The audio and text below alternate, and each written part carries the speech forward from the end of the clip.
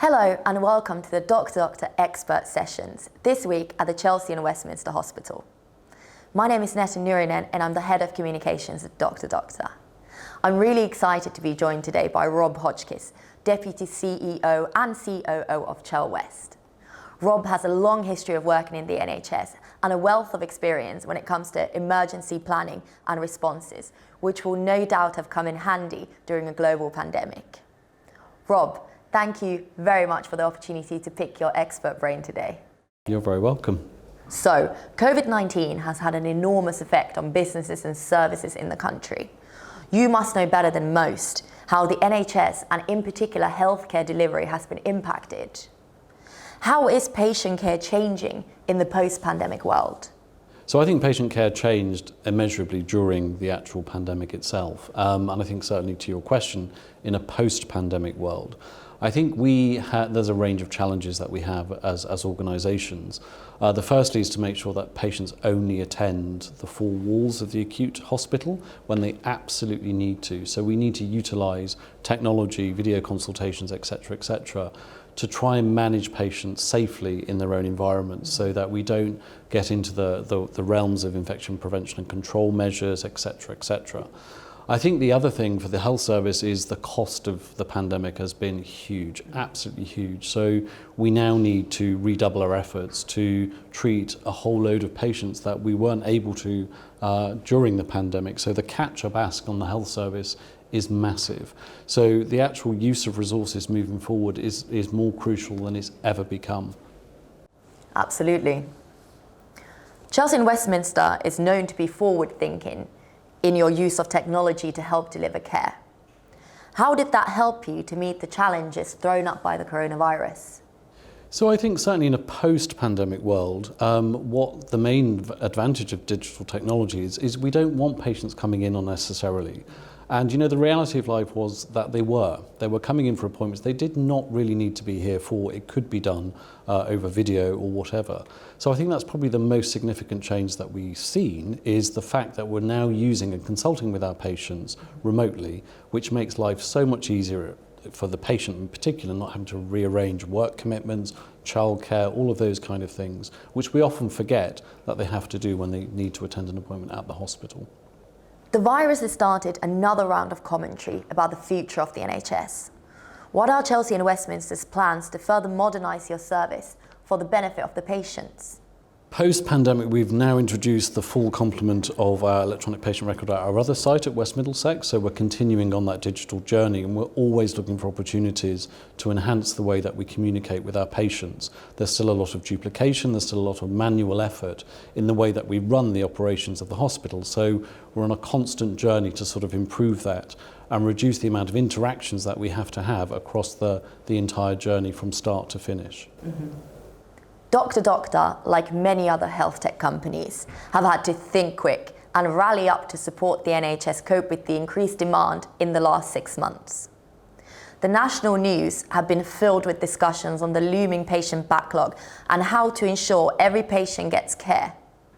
As a result, there's a renewed focus on patient agency and patient empowerment. DrDoctor and Chelsea West collaborate on PIFU, which stands for Patient-Initiated Follow-up, where essentially patients get to request the follow-up appointment online when they need it. In your opinion, Rob, what are the benefits of PIFU for patients and hospitals alike? I think I've covered some of them. I mean, the reality is patients don't want to have to trek into a hospital setting. They don't. It disrupts their life immeasurably. So actually they only want to come into a hospital when it's absolutely essential, whether it's for diagnostic tests or whatever. And a vast proportion of care can be provided over an electronic medium such as video consultations. And I think that's the main benefit for patients. And I think equally in every other part of our life, we own our decisions, whether it's the flight we book, whether it's the restaurant we choose. We're used to using technology to enable us to do that and change our appointments if the need arises.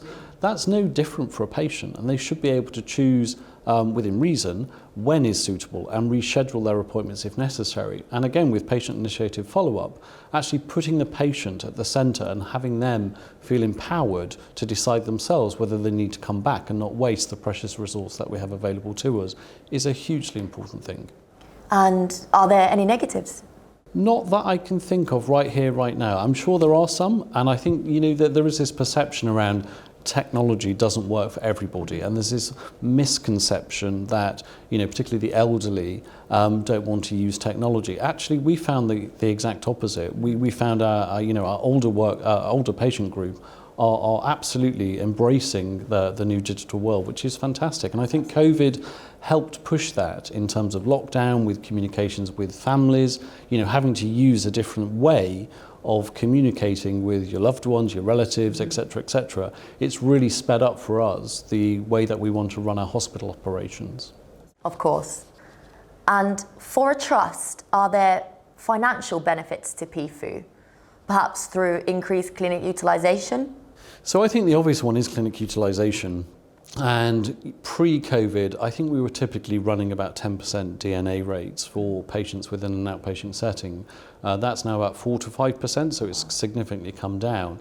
And we have a finite amount of resources within the hospital and the clinical expertise that furnishes those outpatient appointments in particular.